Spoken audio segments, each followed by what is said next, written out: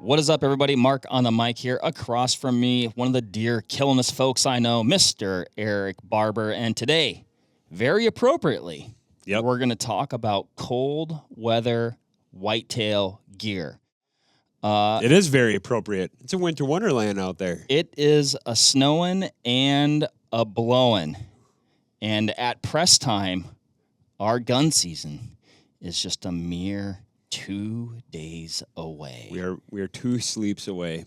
I cannot wait. I'm pretty excited. And also for me, Erik, not necessarily you, I will be also heading into the late season once again without an unpunched bow tag. That's okay. Some of the best hunting is still out there. It doesn't feel okay. It doesn't feel okay. And I'm only just saying that because that's, I think, what the people say. Yeah, like, no, it's going to be fine. No, it's not fine. It's not through a lack of trying. Yeah. I'm going to send you a picture of my latte from I watched the snowfall while you're in a tree. Possibly one of my most favorite things of killing an archery buck, particularly after you've been at it for a little bit. Yeah, you got to earn it. Is the day that you don't have to wake up early, but you still kind of do, and you just drink coffee. You know, maybe the dog's sitting by you on the couch watching a little television. So perfect. And you think of all those folks that are just still out there. Yep. Peasants. Yeah, not me. Yeah. Not me. Yeah, it is me. Anyway. But that's okay. Now's the time to gear up for it. Now's the time to gear up for it. I've got some gear on the table here if you're watching on YouTube.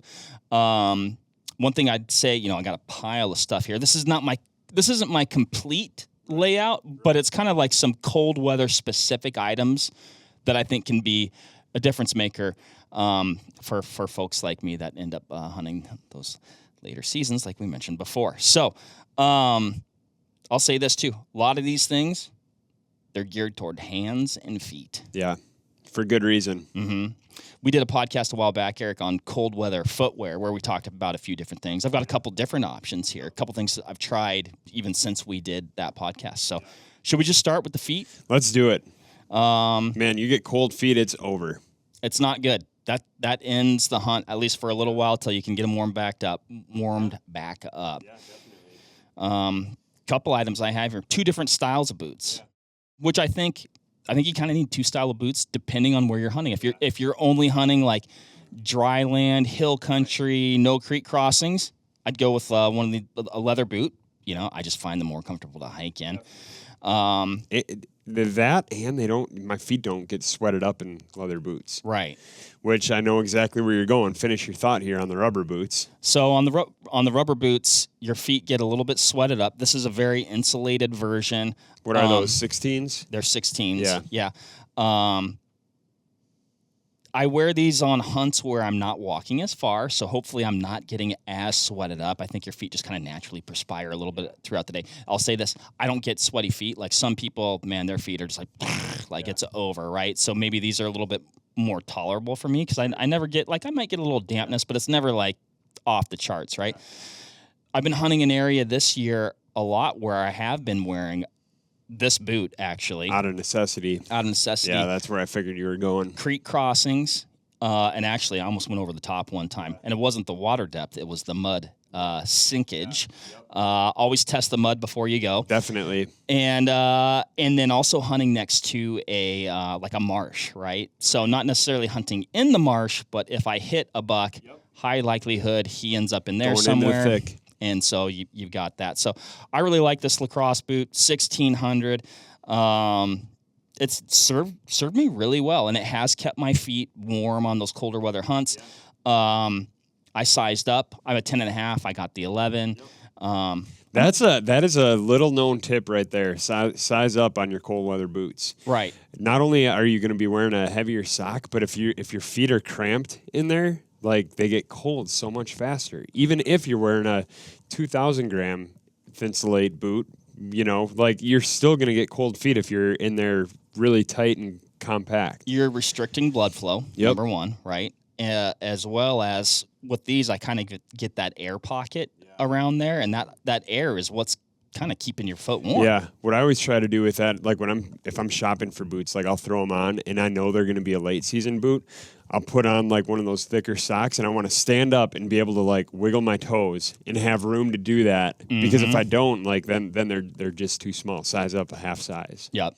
You know, there's a you don't want to go to, you know, you don't want a lot of slippage, you know, so you kind of want to get it that just right. But I've not sized up on cold weather boots before and paid the price, and it actually really wasn't that much of a cold weather boot anymore because of that. Yeah. So, these lacrosse boots, man, they're good. I've been running these for a couple seasons now for this type of stuff, and they've done well. If I've had, I'd say, personally, medium success at best with like a toe warmer type thing, like just because I feel like oftentimes they aren't getting the air that they need. But in a boot like this, you could stick, and I'd say put them on top of your toes. Yep, was just going to add that. But you do get a little bit more room there before eventually the stickiness wears off, and somehow it migrates down to the bottom of your foot, and you're taking your boot off at some point. But you can this style of boot, I think it lends itself to doing something like that, and could give you a little extra edge in the warmth department. Yep, I agree. This boot is the Mindel Kaibo GTX, insulated leather boot, rubber. Is that ram. a 400 gram? So I would imagine it's 400. Here, you keep talking. I'll look it up. Okay? Well, here I've got it right here because it's kind of a unique. They talk about it. These are the first boots in the U.S. to feature Gore Air Fiber 300 insulation. The construction and design of this insulation technology is ingenious. Positioned on the inside of the Gore-Tex waterproof liner, this breathable fleece insulation is comprised of 3D hollow synthetic fibers, allowing more room to efficiently trap more air on the inside of the boot without being affected by the elements. So it's kind of, I think it might be the only boot in their line that has it, but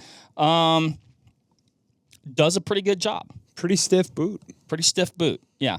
Heavier boot. Yeah, right. But definitely. Again, we're not going super crazy distances oftentimes this time of year. So I like that it is a little bit higher of a boot for this application too. Maybe you've got some snow and you're not wearing a gaiter or something like this. Yeah. Maybe you do have a little bit of minor water that you need to get across, and you're kind of getting away with it with this little bit higher boot. Yeah. So I have a similar strategy here to you in the footwear department, and I know we're going to get to these things, but I've been using a pair of the Schnee's Beartooths. Okay. Uninsulated. I also do like those for an all-around everything boot because they are taller, and I've got really bad ankles. A couple of years ago, I cranked my left ankle real bad. We watched that video. It was a turkey hunting thing. Oh, Foot yes, fell asleep under a cedar tree, shot a bird, needed to get a follow-up shot in there.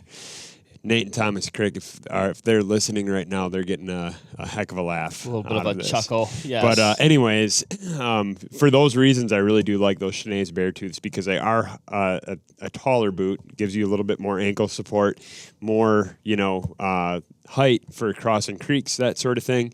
And then I always even now in November, when it's if it gets much below 30 degrees, I'll throw these Arctic Shield boot covers in my backpack. And then I always have the hand warmers. I don't actually use the toe warmers in these. I just put a hand warmer on top of my boot inside of this thing, and then I'll cinch it right up. So these things are sweet because they zip up in the back, and then they cinch in the front to really eliminate any sort of venting for hot air getting out of there. And hunting out of a tree stand or a saddle platform, I've had no issues with these things. What I was most worried about was the sound of them kind of slipping around on the platform. But it's really not. If you're careful with your feet, your foot placements, that sort of thing, they're worth it. They're $30. You can find them at any hardware store. Yeah, I think I got these at, I want to say Fleet Farm or something like that. And I know there's more compact options out there. I've actually looked at a lot of down booties because they're going to be a little bit, my only knock on these is they're not super like they don't compress up like a down one would. But I mean, they're still pretty good. Like if you're watching on YouTube, you can see that's like there's not a lot to that. It ain't the end of the world. What I love about these is the textured bottom, and the reason that is critical is if you are hunting out of a saddle, you're think about your foot angle on your platform. Getting some grip there. You're not just right up on top. You're kind of on the edge. So one, you need that grip, and two, you need something durable that's not just going to blow right through, you know, the side of it. So these have been able to stand up really, really good for me. I dig these things, and honestly, I haven't had to go to my. I have a pair of Lacrosse 800-gram Thinsulate boots that I'll use, but I haven't really used them in the last couple of years. What I also have, and I'll be curious this year to put them to the test. I'm blanking on the name of them. It's the Cabela's pack boot. Oh, the Saskatchewan Hunter. Saskatchewan Hunter pack boot. We talked about those because that's the set that I think I bought too small. So they're still pretty good because it is such a warm boat, but they're not doing what they could be doing. Those things are unreal. So how I use those, and this applies to late season whitetail hunting, but coyote hunting.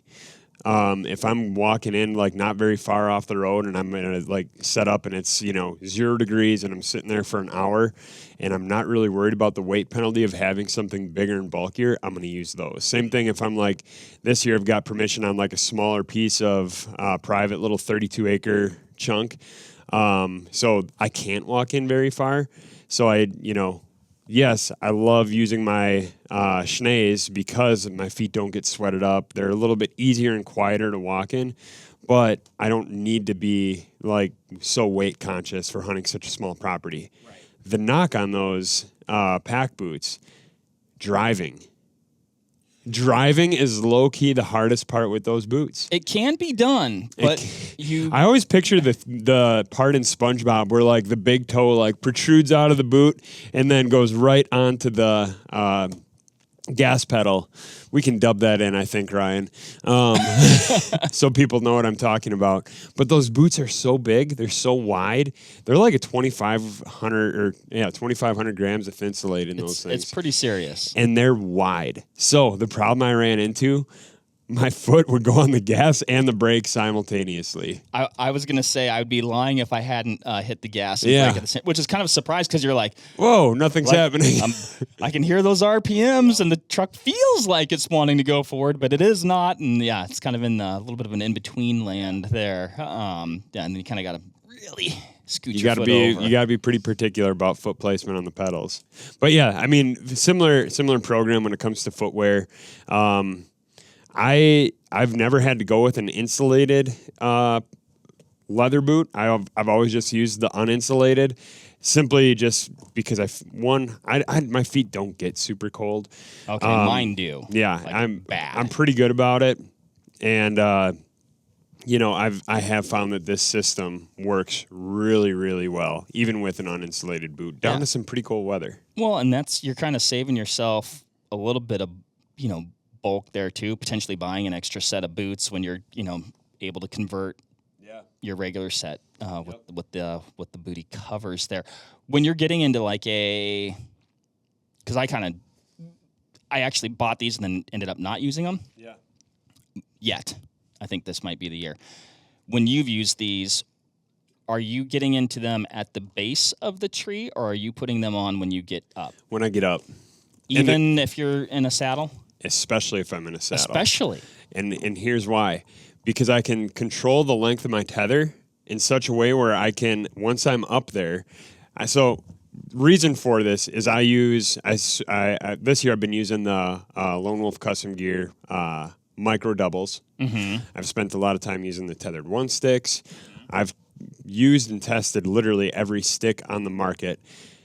All of the good lightweight climbing sticks, like the ones that I just mentioned, are pretty sharp. A little sharp, yeah. And I don't know that I would want to risk puncturing, even though that bottom is pretty durable, I wouldn't want to risk it. So what I've done is I've always just been changing into these things once I get up. And the reason for that is I can shorten up my tether and I can sit, effectively taking all of the weight off my feet. Yeah. And then I can just lift my foot up, grab this thing, put it on. So like right now I'm standing on one leg by the table here and I have to like support it. But if I'm in the tree in a saddle, all your weight is supported by your bridge.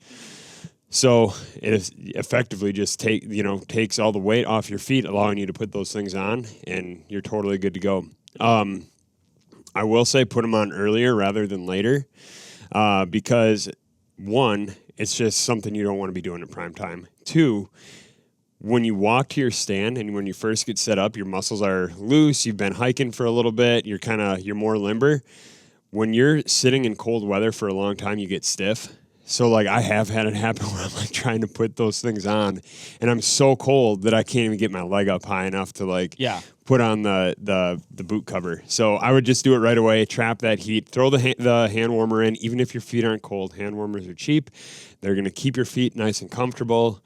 You don't want to be fidgeting around up there trying to stay warm. So warm is still, and that's what you want to be. Well, and I would imagine too, at that point, like if you have been active getting to your stand, like you still got some blood flow, you're giving off some heat, so that's just going to aid in then you're trapping all that good heat that you otherwise would have been losing versus having to almost catch back up. Totally. There is one thing I do at the bottom of the tree before I climb up, which is, and that is I didn't bring my kit, and I know we're going to get into some of the stuff that you've got here, but my ultimate favorite cold weather piece is a pair of 350 weight merino long johns from First Light.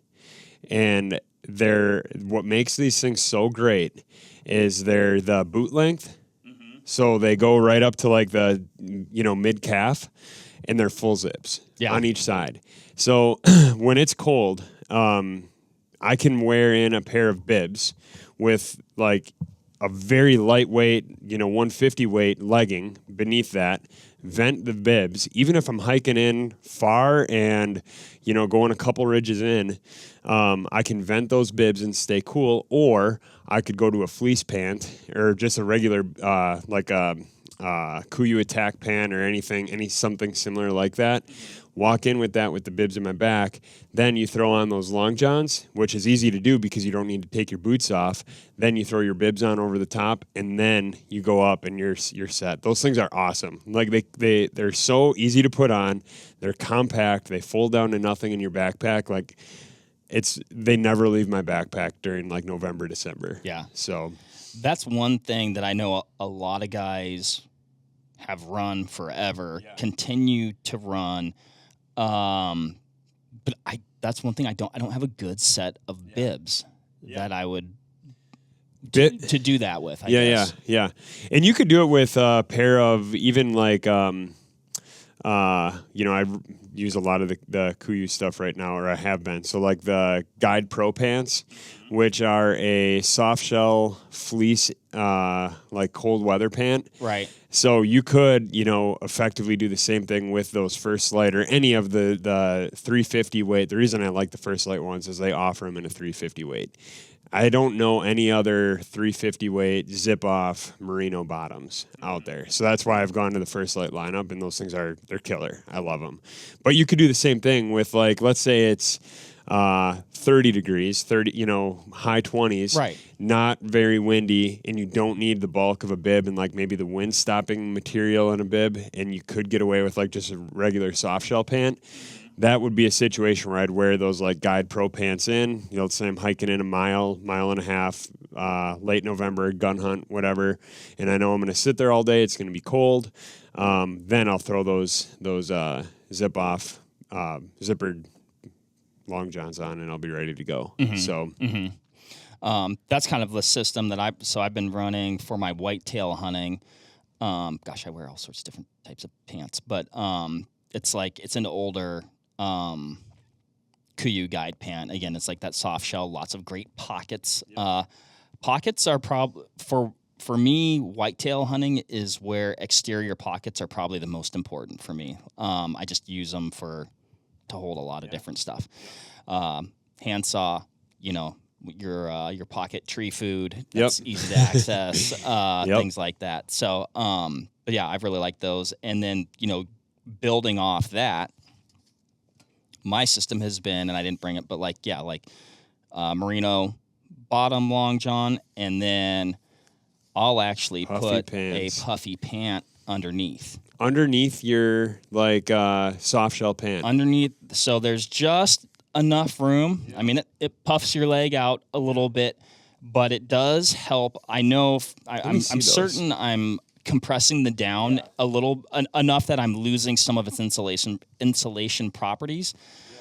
But I also don't necessarily want them on the outside because you're going to rip them up. You're going to rip them. They're a little bit slick. They make a little bit of noise if you have to move. And I found that that's worked pretty darn good. I've thought about going this route for a long time. I almost did it this year and I didn't. I'm very intrigued by that because I do have the puffy jacket that I'm sure you're going to get into next. I always keep that in there as something that I'll throw under a soft shell or even underneath a insulated, cold weather jacket. So I have that First Light Core setup. It's their insulated jacket, insulated bibs. And I will even throw a puffy jacket on underneath that.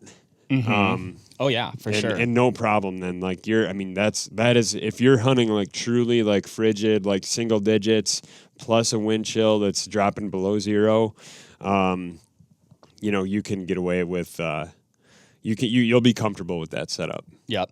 I think I mentioned this when we first started talking too. Like a lot of the stuff it is like it crosses over from like these are pieces of my Western kit that I'm essentially applying to my whitetail kit or really vice versa. But puffy pant, do not underestimate the puffy pant.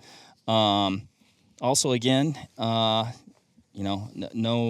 secrets here. I love down, and so on a real cold weather hunt, I'll put a down vest here. This is a Stone Glacier vest.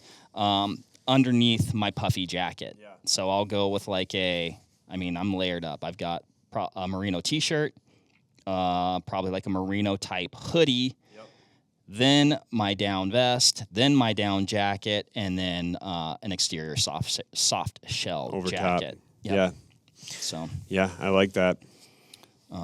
This is Kuiu Super Down Pro, I think. Yep. Can't remember. But it's served me well for several years. And then you got the muff. I love this.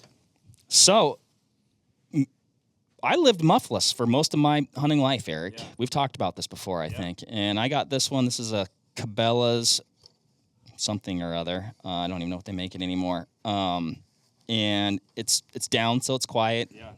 It's got a little pocket for a hand warmer. Don't know if I've ever used it for that. It collects burrs really nicely. Does a great job of that. Yes, it's a ghillie muff at this point. This one does a pretty good job. I'm not listeners out there. Yeah. Like my hands and feet get cold. Yeah. And even with the little heaters that we're going to talk about here in a minute, like I still get cold hands. So if anybody has like the secret to like this is the one to get, let me know. So this is this one's not bad either. This is my first year not using a muff. What are you doing? And it's because, and then this is not a plug at all, but that First Light jacket, it's got this like, they call it like their kit link system. So like it has traditional pockets on the side, but then it has these like magnetic, like, picture pit zips that are not actually where the pits are. They're kind of like more like mid-chest. So you can go into that because it's magnetic. It's not like the magnets form around the contour of your wrist, which eliminates like that. Like let's say it was zippered, right? Yeah. And you threw your hands in there. Well, now your zipper is all the way open and like heat's escaping. Got some open air there, It defeats the point. But because it's magnetic, those magnets kind of like form around your wrist. And then when your hands are inside your jacket, they're lining right up with the top of your bib. So they have that like kangaroo pouch on the upper part of your bib. Your hands go in there. So they're in your bib with the jacket over the top, magneted around the side, and then you're inside like 2 layers of like a windproof like fabric, and throw a hand warmer in there. And I just use the little. I hate. I know we're gonna get to these. I hate gloves or like mittens. I know there's like a big place for them, especially for like if you're out west glassing. That's where that stuff is key. But for whitetail hunting, I hate having something on my hand. So like what I use is just like a fingerless merino outdoor research glove. I mean, they're not super warm. They're great for like, high 30s, low 40s, or mid through the 40s, but it's not a cold weather glove by any means. No. So what I do is I'll throw my hands inside that like kit length thing or whatever with a hand warmer in there, and you're totally good to go. Then that way, when you do need to shoot something, you're just out. You've got the dexterity of your finger, clip in, you're good to go. Yep. So, and I definitely agree with everything that you're saying there. The glove, I don't have them here because they're somewhere up in the Washington Alpine. Again, it's the second set that I've lost. Both in Washington. One time blacktail hunting, one just this last year. We were getting water at this lake, and it was like it was pretty cold and foggy, and actually we got a little bit of snow there late August, which is awesome. You're getting snow in late August. Yeah, that's great. I got back, and I was like, I knew that I left them down there. So, but so the gloves are, I don't know the exact name. In fact, I was trying to look for them last night online, and I couldn't find them. And I'm like, oh no, please you make these still, because you make these still because it's the best glove that I've found for just like having dexterity. So it's a Sitka gear glove. They're pretty proud of them, but it has like some sort of like very thin leather palm. It's a stretchy material over the top. The cuff is like very thin and form-fitting to your wrist. They're not the Ascent glove, is it? I don't know. Okay. I don't know the name of it. It's got a little, finger thing if you want to use your phone, which I probably text a little too much in the tree stand. Maybe that's why I'm still deerless, Eric. Too much talkie on the phone. But I'll say this. I'll actually wear my release with that glove. Really? Yeah. And kind of the same thing as you, very lightweight glove. Like I have my hands in my muff, with the hand warmer and stuff like that. And then when it's go time, whether it's rifle or bow, you're good to go. I'm good to go. So if anybody knows the glove I'm talking about, maybe it's the one that you even said. Let me know. Maybe hopefully they're still out there. You still Mickey. With the mitts though. Yep. So this is like definitely a crossover from like primarily like Western type stuff. Waterproof mitt.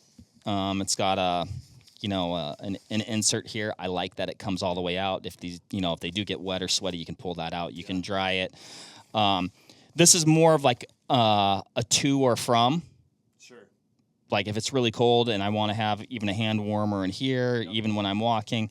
Also, you've got these tethers here. Yeah. So you can almost treat it like a little bit of a muff, like that same glove that I'm talking about. I would wear that on the inside too. Sure. And so like, it's like, glassing or whatever. And then I would pull my, my very thin gloved hand out to shoot, or my rifle or my bow. Yeah. So. That's cool. I like that insulated part comes out. Yeah, this is a Stone Glacier mitt. And I use these primarily on a very cold weather Montana hunt where that's where I ran these boots for several days as well. One thing I haven't seen yet that and you might get to this, but is mandatory for me, regardless of morning or afternoon on a cold weather sit, is coffee. Don't underestimate creature comforts in late season. It is the most mentally, it's just mentally a hard time of year. It's dark. It's gloomy. You're seasonally depressed. Yeah, I have seasonal depression disorder right now, and it's because I haven't shot a buck with my bow yet. Well, if you're going to shoot one with your bow, don't forget your coffee. So throw it in a little, the Yeti or any insulated like drink mug. I use the Yeti ones that have the screw top lid because I don't want like the magnetic lid to like open up in my backpack. But man, having like whether you're a coffee drinker, hot chocolate, or you throw some like hot soup in there, whatever, like warm your body from within, from the core by drinking something hot. Like one, you just feel better when you're doing that. Two, it kind of keeps you a little bit more like you have something to look forward to. So like Right. what I'll do is for an afternoon sit, afternoon, late season, I'm really not getting in super early. Let's say I'm planning to get there at like, I want to be set up by 2:30, 3 o'clock, for the last hour and a half, 2 hours of daylight. Yeah. I'll kind of save that for like, I'll sit for an hour and I'll make like a milestone. Like, okay, if I can get to, 3:30, then I can drink my coffee, whatever. Because it gives you it's like you're playing little tricks with your mind to make yourself stay like mentally sharp and in it, I guess. And I don't know, that's worked out really well for me. And in the mornings, I don't wait at all. I just I get in the tree and it's like, man, let's just get as much coffee in me as I can. I agree with you. I don't take like warm fluid liquids with me, not because I don't think it would be absolutely delightful and would warm me up and boost my morale. You don't want the heat dump of dumping the bibs. I don't. There's that, right? I will deny myself morning coffee during a lot of the hunting season, which is just like, it goes against everything I believe in. Yeah. But there's been an incident, guys. Yeah, I don't bring the coffee. I don't. And I guess Ryan, we're gonna have to. Yeah. Anyway. No, you cannot edit this. Roll tape. Continue. Roll tape. But my biggest fear though is that I'm gonna be like monkeying around with my coffee, and I got my thermos and I got my cup out, and all of a sudden I'm stuck there with my coffee in my hand.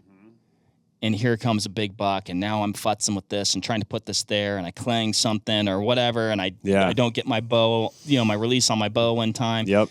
That's where that Yeti one, the screw top, because it doesn't screw completely off. So, like, the lid screws on, right? But then you still got to put it somewhere when you're... But there's nothing that comes off. So, like, it just, like, it half moon opens and then, like, half moon close type deal, like...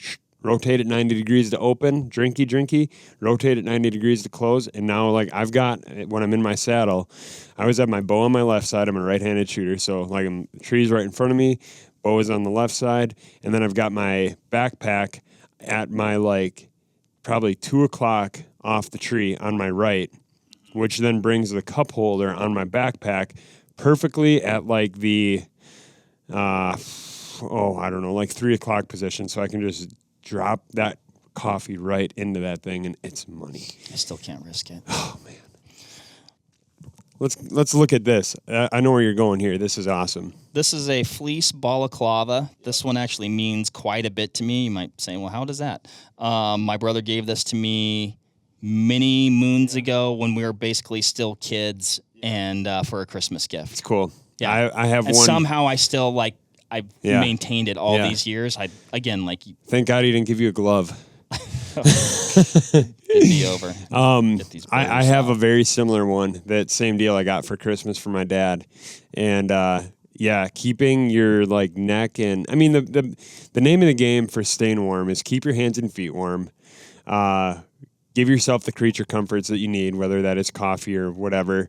And then the other thing is trap heat, cover up skin. So like whether that's a balaclava, I actually like the gaiters that don't have like the hood over the top, because then I'll throw like a beanie on top. And like you can obviously still throw a beanie over that or throw that over your beanie. But what I like to do is have like a heavyweight fleece gaiter that I'll put up like over my nose. That way you're breathing into it. Then that you're every time you exhale, it's not just going out into space. It's essentially if you tuck it into your collar, it's going right back in and warming your core a little bit. Though, too. It does. I hate that, but you got to. It's a trade-off though. Yeah. Yeah, so I like this. Primarily, this would be more of a rifle, like a late rifle type thing, just because it doesn't. It could, potentially interfere with like your anchor point and things like that. That is the reason that I like the gaiter too. Mm-hmm. Is I'm thinking through this in the terms of late season bow hunting, and I want to be able to in one motion grab my bow, drop that gaiter down, clip in, and be ready to go. Modern technology, batteries. So we talked about the hot hands, which here's my hot hands tip. Get the 18-hour Mega. Don't mess with it. No. There's one to get. Yeah. In my opinion. It's the big one. Go big or go home. Totally agree. You're trying to be warm. What, are you going to have too much heat? Right. Right. Like, take your hands out of the thing. Then oh, or I'm something. hot. No, you're not going to be hot. It's No. December and it's minus 18. So, so I've been throwing this little doodad in my muff. There's a lot of these. So I went to the store. This is what they had on the shelf. This is what I bought. This is the Action Heat. Yeah. I think there's probably lots of great ones out there. Rechargeable, couple different power settings. I think 3 different, heat settings. The top one, I'd say you probably want to have a glove on. Yeah. Many times with this in here, this button, very easy to press, I'll say. Maybe a little too easy. Yeah. I'd be sitting there and I'd be like, all right, my hand is burning now. I need to, I'm going to have to treat that. So, pretty cool though. Yeah. But I've never messed with those things. This is my first year. And I mean, this year it actually hasn't been exceptionally cold, but cold enough when you're wearing a thin glove.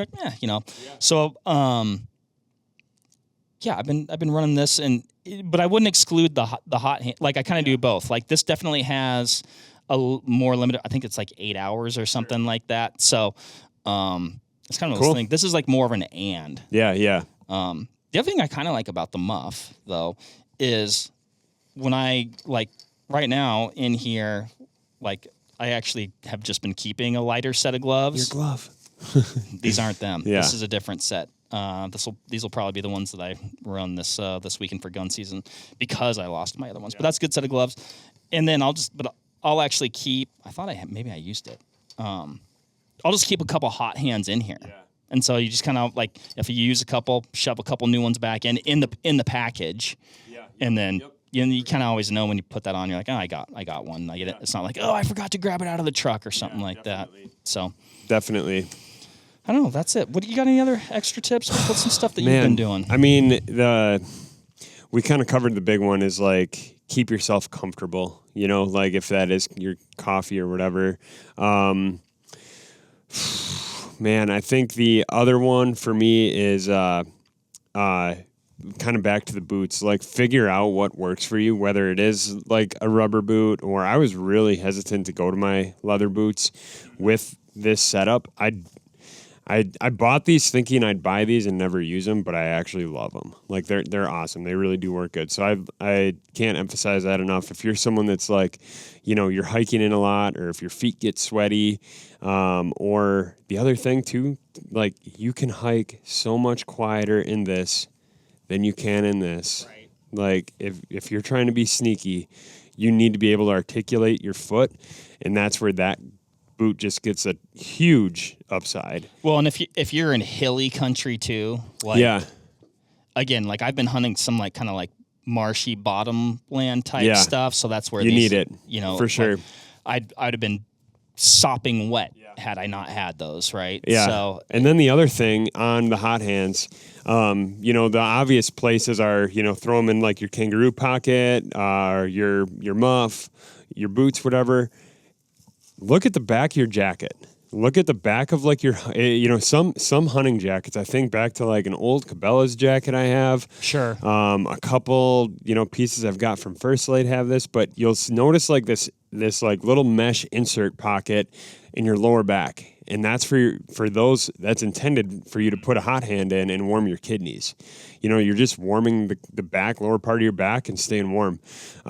If you're trying to hunt all day, so I always think about the latest in the year that I would try anything for an all-day hunt is the opening day of rifle season. So this coming Saturday, which it is. I mean, conditions in northern Wisconsin this weekend are looking 33 degrees and north winds.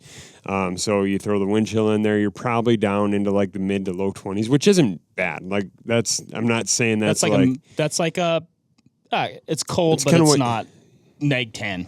Yeah, exactly. But I mean, when you're out there all day, that's when that gets magnified. So don't overlook thinking about and bringing those things. I always think about it like this.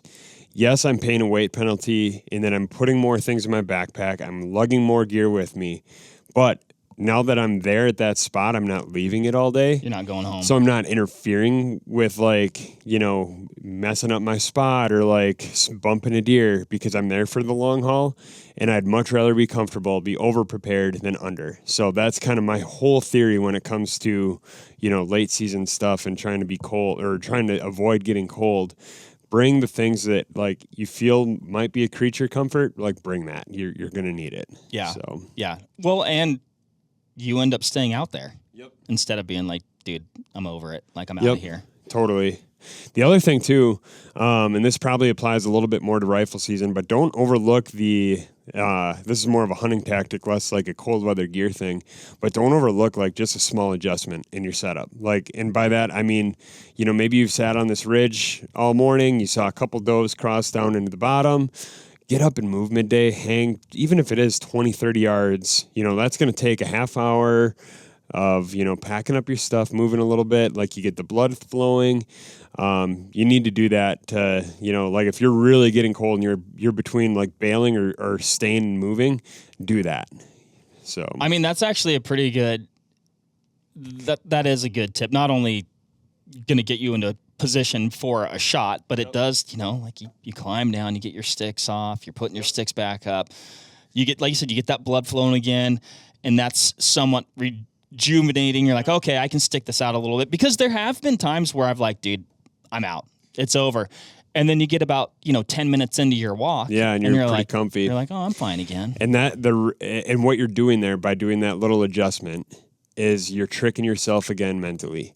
Like, people can survive in cold stuff for a decent amount of time before they start to get like hypothermic or frostbite sets in or anything like that. Like, we're tougher than we give ourselves credit to.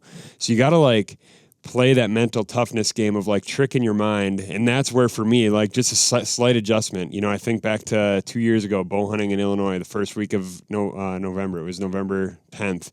And it was like 19 degrees that day. And I was hunting all day. And I think I moved 3 times before I ended up killing a buck that day. But I adjusted my saddle like setup 3 times for maybe a total of like 50 yards. So, and every time I found myself moving and getting rehung in the tree, I found myself much more like, 1, comfortable from like getting the blood flowing a little bit, but 2, being just a little bit more mentally alert.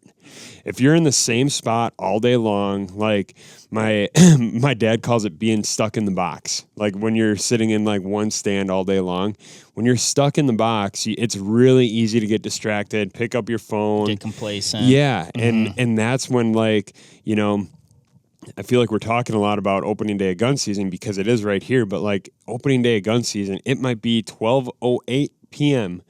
And if you're caught like, not paying attention, especially like in some of these big woods areas up in northern Wisconsin, like where I'm at, like it is the difference of like being attentive and not, and that can be your shot for the whole season. Right. So yeah, I mean, just those subtle adjustments to keep your mind fresh and sharp, I think are important. For sure. So, well, we want to know what these people are using. Yeah. I mean, this is an interesting topic, I mean, another tip, and this is a little bit more of a do as I say, not as I do all the time, is if you do have to hike, don't put all the stuff on before you start hiking, because then you do get sweated up. And then once your body does cool down, then you get cold. And sometimes if I have like a medium hike, I'm like, I'm going to get dressed in the warm area. And then I'm always a little bit sweated, like maybe not a ton, but enough that you're like, Yeah. Yep. I 100% agree with that. That's a really good tip to include there.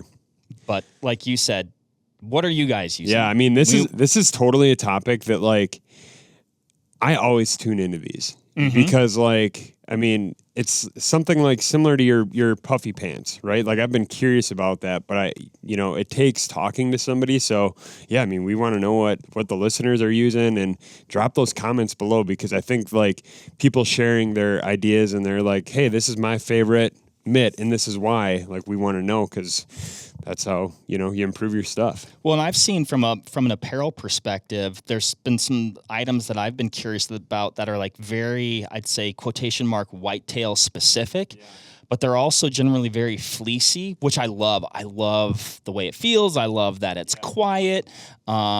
because I know like some of the gear that I'm using, like even my soft shell jacket, you go to draw, you get just a little bit of that but I mean, in this fleece muff is not even an indicator of like what my pants look like, that they're not even fleece pants. Like, so like, I don't want to be a Burr Factory magnet either. So like, I don't know. Yeah. What are you, cause I don't know. What are those things called? You walk through them and then all of a sudden you're just like Burdocks and then the little, like these things, these little tiny, those are the worst. I don't know what they're called, but they suck. And like you don't realize that you've gone through them and then you have thousands. Yeah. Yep. So anyway. Terrible. All right, guys. Get a burr paw. Last tip, get a burr paw. I don't even know what that is. It's you can find them on Amazon. It's like a mitt for your hand. Your hand slides into it, and it's like magic. You wipe it against your pants, your muff, whatever, and it'll collect those burrs. So stay warm.